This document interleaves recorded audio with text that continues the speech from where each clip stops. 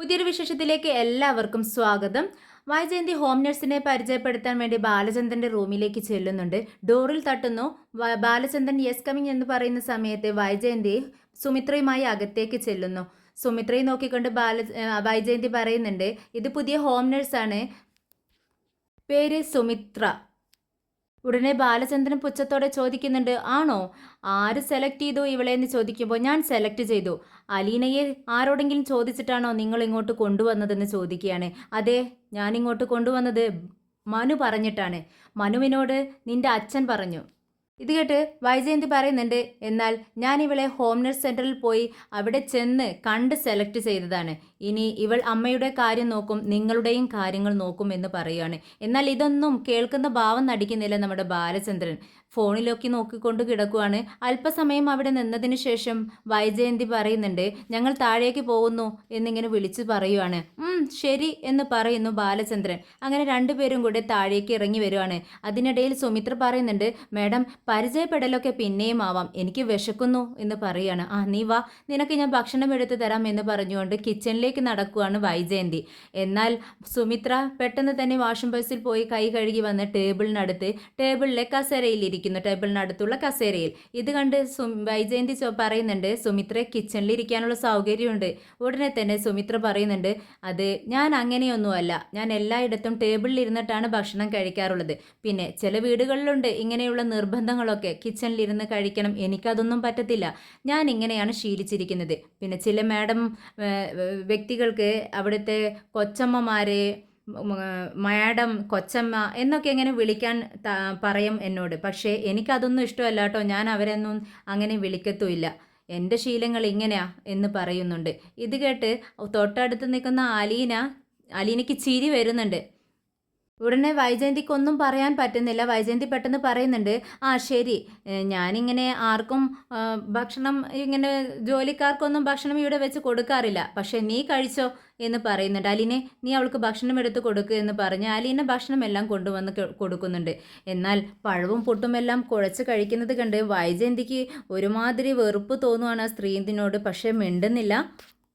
അലീന സുമിത്രയോട് ചേച്ചി ചായ എടുക്കട്ടെ എന്ന് ചോദിക്കുമ്പോൾ സുമിത്ര പറയുന്നുണ്ട്, എന്നെ ചേച്ചി എന്നൊന്നും വിളിക്കണ്ട, നിന്നേക്കാളും അധികം പ്രായമൊന്നും എനിക്കില്ല, 1-2 വയസ്സിൻ്റെ വ്യത്യാസമേ കാണത്തുള്ളൂ, അതുകൊണ്ട് എന്നെ ചേച്ചി എന്ന് വിളിക്കണ്ട, എൻ്റെ പേര് വിളിച്ചാൽ മതി എന്ന് പറയുന്നു. ഉടനെ അലീന സോറി എന്ന് പറയുന്നുണ്ട്.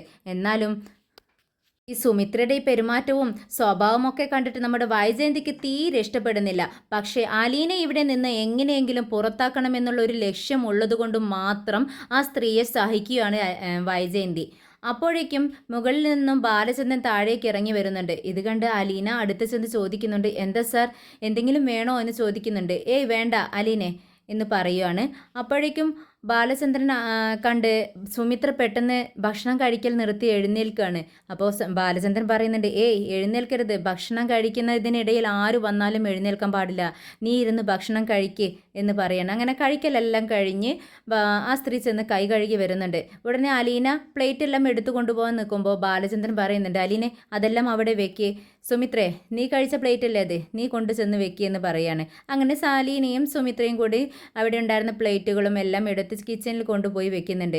തിരിച്ച് സുമിത്ര വരുന്ന സമയത്ത് ബാലചന്ദ്രൻ ചോദിക്കുന്നുണ്ട്, നിന്റെ ശമ്പളം എത്രയാ? 1 മാസത്തേക്ക് 20,000 രൂപ സാർ. അതിനിടയിൽ എത്ര ലീവുണ്ട്? 4 ദിവസത്തെ ലീവ്. നീ കിച്ചണിലെ കാര്യങ്ങളൊക്കെ നോക്കുവോ? ഇല്ല സാർ, അതൊന്നും എൻ്റെ പരിധിയിൽപ്പെട്ട കാര്യമല്ല. നീ തുണികൾ അലക്കുവോ? അതും എൻ്റെ പരിധിയിൽപ്പെട്ട കാര്യങ്ങളല്ല സാർ. അപ്പോൾ നീ മുറ്റം തൂക്കത്തുമില്ല അല്ലേ എന്ന് ബാലചന്ദ്രൻ ചോദിക്കുകയാണ്. അതൊന്നും എൻ്റെ ജോലിയിൽപ്പെട്ട കാര്യമല്ല, ഞാനൊരു ഹോം നഴ്സ് മാത്രമാണ്, രോഗിയെ നോക്കുക, അതാണ് എൻ്റെ തൊഴിലെന്ന് പറയുന്നു. ഉടനെ തന്നെ ബാലചന്ദ്രൻ ചോദിക്കുന്നുണ്ട്, നീ എൻ്റെ മക്കളെ സ്വന്തം കൂടപ്പിറപ്പുകളായി സ്നേഹിക്കുമോ എന്ന് ചോദിക്കുകയാണ്. ഉടനെ തന്നെ ആ സുമിത്രയ്ക്ക് എന്തോ ഒരു പന്തികേട് തോന്നുവാണ്. ഈ സാറെന്താ ഇങ്ങനെയൊക്കെ ചോദിക്കുന്നത് എന്നുള്ള മട്ടിൽ വേഗം വൈജയന്തിയുടെ അടുത്തേക്ക് ചെല്ലുന്നുണ്ട്. എന്നാൽ ഇതെല്ലാം കേട്ട് നമ്മുടെ വൈജയന്തിയും നമ്മുടെ രോഹിത്തും ബബിതയും എല്ലാം നിൽപ്പുണ്ട്. അലീനയൊക്കെ അവരൊക്കെ അന്തം വിട്ട് നിൽക്കുകയാണ്. എന്താ സാർ ഈ സ്ത്രീയോട് ഇങ്ങനെയൊക്കെ ചോദിക്കുന്നത് എന്ന് വിചാരിച്ച്. ഉടനെ സുമിത്ര പെട്ടെന്ന് വൈജയന്തിയുടെ അടുത്ത് ചെന്നിട്ട്, എന്താ മേഡം, എല്ലാ കാര്യങ്ങളും ചോദിച്ചറിഞ്ഞിട്ടല്ലേ ഓഫീസിൽ നിന്നും എന്നെ ഇങ്ങോട്ടേക്ക് കൊണ്ടുവന്നത്, പിന്നെ എന്താ ഇങ്ങനെയൊക്കെ ചോദിക്കുന്നത്? ഉടനെ ബാലചന്ദ്രൻ പറയുന്നുണ്ട്, സുമിത്രയെ ഈ നിൽക്കുന്നത് ആരാണെന്നറിയാവോ? അലീന, ഇവിടുത്തെ കാര്യങ്ങളെല്ലാം നോക്കുന്നത് ഇവളാ. കണ്ടോ, വെച്ച് വിളമ്പുന്നത് അവളാ, അമ്മയെ നോക്കുന്നത് അവളാ, ഈ വീട് മുഴുവൻ വൃത്തിയാക്കുന്നത് അവളാ. അവൾ വെച്ച ഭക്ഷണം നീ കഴിച്ചില്ലേ? അതെങ്ങനെയുണ്ട്? നല്ല ടേസ്റ്റുള്ള ഭക്ഷണമായിരുന്നില്ലേ? അവൾ ഹോം നഴ്സിൻ്റെ ജോലിയും ചെയ്യും. ഇതൊന്നും കൂടാതെ ഈ വീട്ടിലുള്ളവരെ എല്ലാം അവൾ സ്വന്തം കൂടപ്പിറപ്പുകളായും സ്വന്തം കുടുംബാംഗങ്ങളായും അവൾ സ്നേഹിക്കും. അവളുടെ ശമ്പളം എത്രയാണെന്ന് അറിയാവോ സുമിത്രേ? 15,000 രൂപ. പിന്നെ അവൾക്ക് ലീവില്ല. ലീവ് എത്രയാണെന്ന് അറിയാവോ? ലീവ് ഒട്ടുമില്ല. സ്വന്തം വീട്ടിൽ ആർക്കും ലീവ് ഉണ്ടാവില്ലല്ലോ, അതുകൊണ്ട് അവൾ അതും വേണ്ടാന്ന് വെച്ചു. ഇതെല്ലാം കേട്ട് താടിക്കം കൈകൊടുത്തുകൊണ്ട് നിൽക്കുകയാണ് സുമിത്ര. എന്നെ വേണ്ടെങ്കിൽ എന്തിനാ എന്നെ ഇങ്ങോട്ട് വിളിപ്പിച്ചതെന്ന് ചോദിക്കുന്നുണ്ട്. ഞാനല്ലല്ലോ നിങ്ങളെ വിളിപ്പിച്ചതെന്ന് ബാലചന്ദ്രൻ ചോദിക്കുന്നുണ്ട്. ഞാനിപ്പോൾ എന്നാ ചെയ്യേണ്ടത്? ഞാനിപ്പോൾ ഇവിടെ നിൽക്കണമെന്നോ നിൽക്കണ്ടെന്നാണോ നിങ്ങൾ പറയുന്നത്?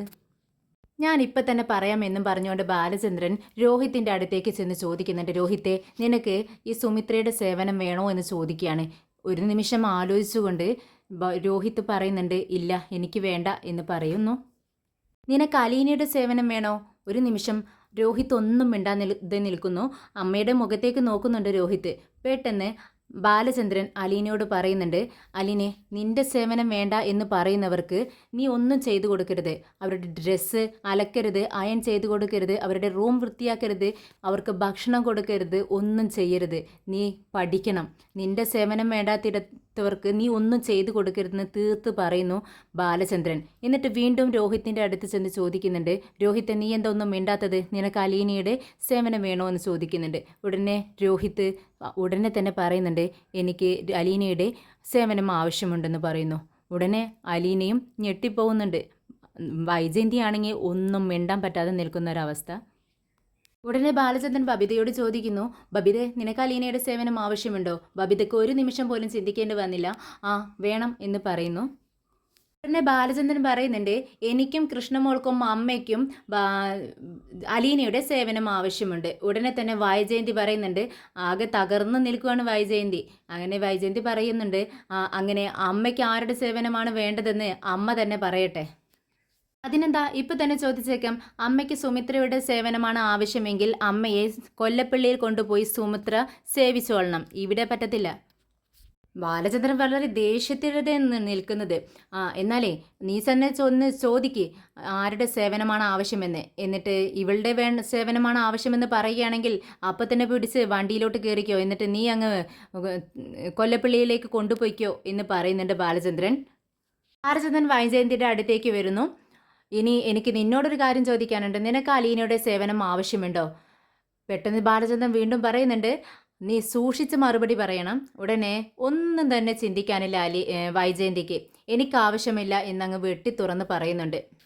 അലീനെ, നീ ഉണ്ടാക്കുന്ന ഒരു ഭക്ഷണവും ഇനി മുതൽ വൈജയന്തിക്ക് കൊടുക്കാൻ പാടില്ല എന്ന് ബാലചന്ദ്രൻ അലീനയോട് പറയുന്നു. ഉടനെ വൈജയന്തി പറയുന്നുണ്ട്, എനിക്ക് ആരുടെയും ഭക്ഷണം വേണ്ട, എനിക്കറിയാം, തനിയെ ഉണ്ടാക്കി കഴിക്കാൻ. ഇത് കേട്ട് ബാലചന്ദ്രൻ പറയുന്നുണ്ട്, കേട്ടല്ലോ അലീനെ, ഇനി നീ ഒന്നും അവൾക്ക് ചെയ്തു കൊടുക്കരുത്. ഇത് കേട്ട് അലീനയ്ക്ക് എന്താ ചെയ്യേണ്ടതെന്നും പറയേണ്ടതെന്നൊന്നും അറിയുന്നില്ല. അലീന ആകെ വിഷമിച്ച് നിൽക്കുകയാണ്.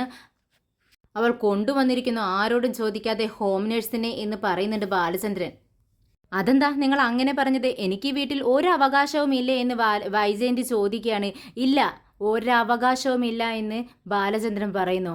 ഉടനെ തന്നെ വൈജയന്തി തുറിച്ചു നോക്കുന്നത് നമ്മുടെ അലീനയുടെ മുഖത്തേക്കാണ്. അവകാശങ്ങൾ നിനക്ക് ഉണ്ടായിരുന്നു, അതെല്ലാം ഞാൻ അങ്ങ് എടുത്ത് കളഞ്ഞു. നിനക്ക് പോവാം, വരാം, ഉണ്ണാം, ഉറങ്ങാം, വീണ്ടും പോവാം, വരാം, അത്രയേ ഉള്ളൂ എന്ന് പറയുന്നുണ്ട് ബാലചന്ദ്രൻ. ഇത് കേട്ട് ആകെ അന്തം വിട്ട് നോക്കി നിൽക്കുകയാണ് വൈജയന്തി. ബാലചന്ദ്രൻ സുമിത്രയോട് പറയുന്നുണ്ട്, നിന്നെ ആരാണോ ഇങ്ങോട്ട് വിളിപ്പിച്ചത് അവർക്ക് സേവനം വേണമെങ്കിൽ അവരെ സേവിക്കുക, അവരുടെ റൂമിൽ തന്നെ കിടന്നുറങ്ങുക, അവർ വെച്ചുണ്ടാക്കുന്ന ഭക്ഷണം കഴിക്കുക, നിന്നെ വേറെ എവിടെയും കണ്ടുപോകരുതെന്ന് പറയുന്നു. ഇത് കേട്ട് സുമിത്രയ്ക്ക് ദേഷ്യം വരുന്നു. സുമിത്ര വൈജയന്തിയോട് ചോദിക്കുന്നു, മാഡം, ഇത് കുറച്ച് കഷ്ടമായി പോയി, നിങ്ങൾ എന്തിനാ എന്നെ ഇങ്ങോട്ടേക്ക് വിളിപ്പിച്ചത്? ഇവരുടെ വായിലിരിക്കുന്നതൊക്കെ കേൾപ്പിക്കാൻ വേണ്ടിയിട്ടാണോ എന്ന് ചോദിക്കുമ്പോൾ ബാലചന്ദ്രൻ പറയുന്നുണ്ട്, 10,000 രൂപ അവിടെ ഏൽപ്പിച്ചിട്ടുണ്ടല്ലോ, നിനക്ക് അതുപോരെ എന്ന് ചോദിക്കുകയാണ്. ഉടനെ തന്നെ ദേഷ്യത്തോടെ സുമിത്ര തൻ്റെ ബാഗും എടുത്ത് വൈജയന്തി ഒരു ദേഷ്യത്തോടെയുള്ള ഒരു നോട്ടവും നോക്കിക്കൊണ്ട് പുറത്തേക്ക് ഇറങ്ങി പോകുന്നു. ബാലചന്ദ്രൻ കൈ ചൂണ്ടിക്കൊണ്ട് പറയുന്നുണ്ട്, ഈ ബാലചന്ദ്രനോട് കളിക്കുമ്പോൾ സൂക്ഷിച്ച് കളിക്കണം, ഞാൻ പഴയ ബാലചന്ദ്രനല്ല എന്ന് പറഞ്ഞുകൊണ്ട് റൂമിലേക്ക് കയറി പോകുന്നു. കുറച്ചു നേരം ബുക്സ് വായിച്ച് അങ്ങനെ കിടക്കുകയാണ് ബാലചന്ദ്രൻ. Calling bell അമർത്തുന്നുണ്ട്.